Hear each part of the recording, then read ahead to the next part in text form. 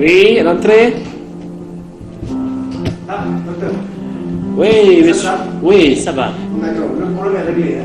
D'accord, donc c'est fait. Alors, c'était quoi finalement? C'était juste un problème de plus. D'accord, sur le poste. D'accord, donc je crois qu'on va devoir être un peu plus prudent à l'avenir là.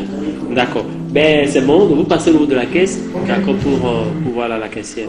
Allez, merci bien. D'accord, merci bien, docteur. Oui.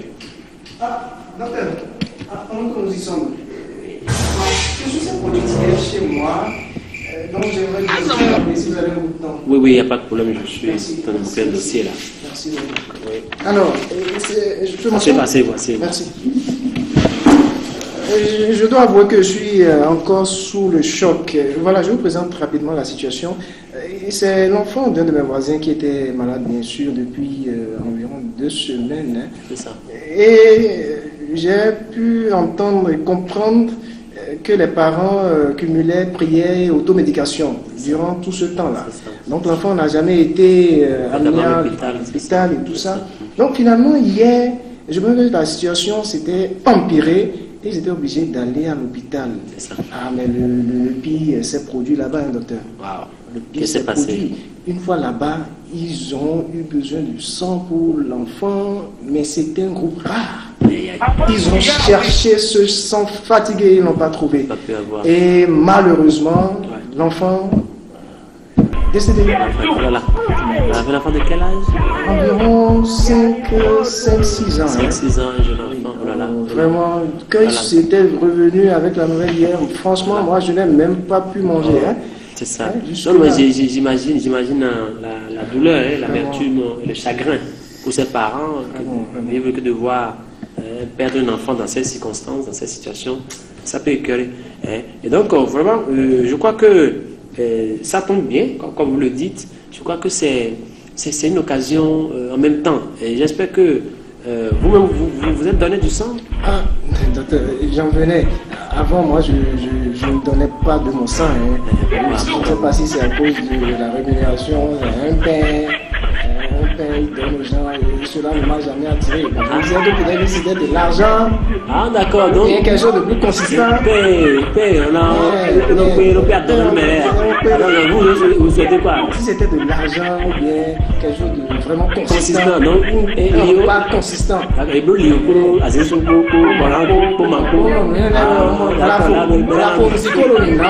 Je suppose que vous blaguez. D'accord. Mais docteur, oui.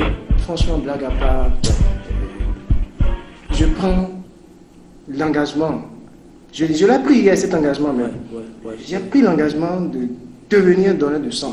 En fait, ce qui s'est produit. Ouais. Je crois que vous faites bien. Vous faites bien parce que vous voyez, ces genre de situation, on ne le souhaite pas. Mais et ses parents aussi, il y a quelques mois, quelques jours, quelques semaines, ils ne pouvaient jamais imaginer qu'ils traverseraient donc pareille situation. D'accord. Et donc, nous devons avoir cette culture, n'est-ce pas, pour que nous sentons donc en bon état, physique apparent, nous devons soutenir ces activités donc de sang. Mais il y a quelque chose quand même, une réflexion sur laquelle vous m'invitez là. Et vous savez, la démarche doit aller également au-delà de ça. D'accord? Parce que c'est bien que de vouloir, d'accord, encourager des gens, donc voilà, toutes les campagnes de sensibilisation pour donner du sang. Mais en Afrique, on peut aller un peu plus au-delà. D'accord? Imaginons qu'on décide véritablement, d'accord, d'en finir avec le paludisme.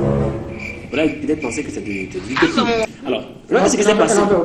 Bon, à moi, il faut toujours essayer pour voir les difficultés qui se posent et puis on verra. Vous voyez, quand on a commencé dans ce pays avec la pandémie de la Covid, d'accord, coronavirus. Voilà, on a vu ce qui s'est passé. On a vu, n'est-ce pas, le dynamisme. On a vu le sursaut du monde scientifique occidental. D'accord? En moins de quelques mois, quelques années, les gens ont sorti plein de vaccins, n'est-ce pas? Bon, parce que ça les a directement concernés. D'accord? Et donc, nous-mêmes, en tant qu'Africains, nos scientifiques, je pense, les entomologues, les parasitologues, les infectiologues, les environnementalistes, les épidémiologistes, les cliniciens, tout ce monde, si, n'est-ce pas, nous créons creuser. On se dit, nous donnons comme un délai maximum. Ça fait une décennie, ça fait 2 décennies. On se dit, au bout de certain temps, nous faisons ça.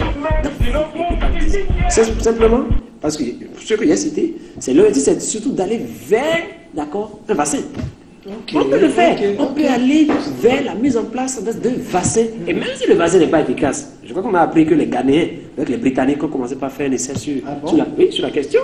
Bon, je ne sais pas encore ce que ça donne, mais on peut aller vers cette démarche. Imaginons qu'on arrive à donner un vaccin, d'accord, à l'africaine, et même si le vaccin n'est pas suffisamment puissant pour protéger les enfants sur la longue durée, si on doit même vacciner les enfants plusieurs fois au cours de l'année, mais c'est pas mieux.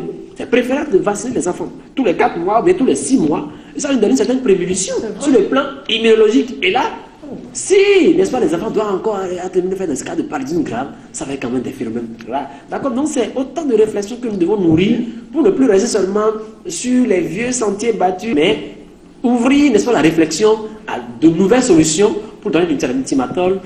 Comment ça se fait là, c'est pas vous les cliniciens que je vais profiter plus. Quand on parle de paludisme à gauche, à droite, mais tous les jours là, ça vous profite parce que vous profitez pour mettre ou bien pour donner votre télévision colorée là tout le temps. Oh oui, ça bon, vous savez ça aussi, c'est vous dites bien, vous avez fait la remarque elle n'est pas sortie de son contexte, d'accord? J'admets, parce que et parfois même c'est les patients. C'est vous les patients quand vous venez dans les centres et que les gens ne vous mettent pas encore les perfusions colorées. Non, c'est bon, alors comment? Il y a bien regarde-moi. Regarde-moi, colorant, les gens colorant de mauvais, tu vois. Donc c'est ça, nous avons cette culture et je pense qu'il faut également que la réflexion aille sur ces aspects pour dire que le comportement ne doit pas consacrer une sorte de volonté de pouvoir voir pérenniser le mal. D'accord? Donc chacun doit s'y mettre.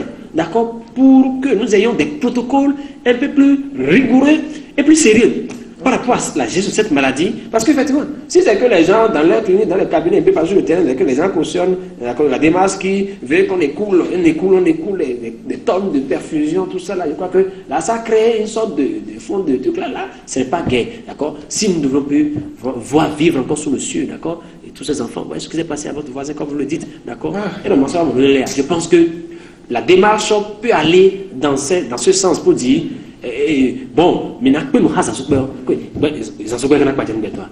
mais si nous mettons tous ensemble, on dit que nous allons finir avec un inceste, les environnementalistes, il faut aller traiter les eaux dans les régions à forte endémie de façon cyclique, il faut le faire. Et tout le monde s'y met là. Là, on va comme bien avec ce truc-là. Mais bon, il faut que les gens aient la volonté de le faire.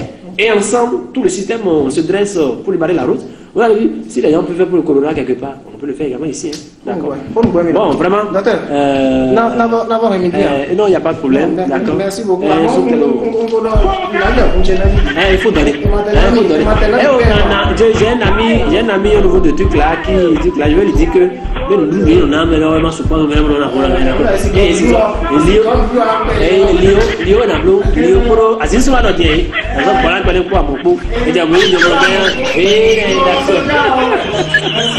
bon retour.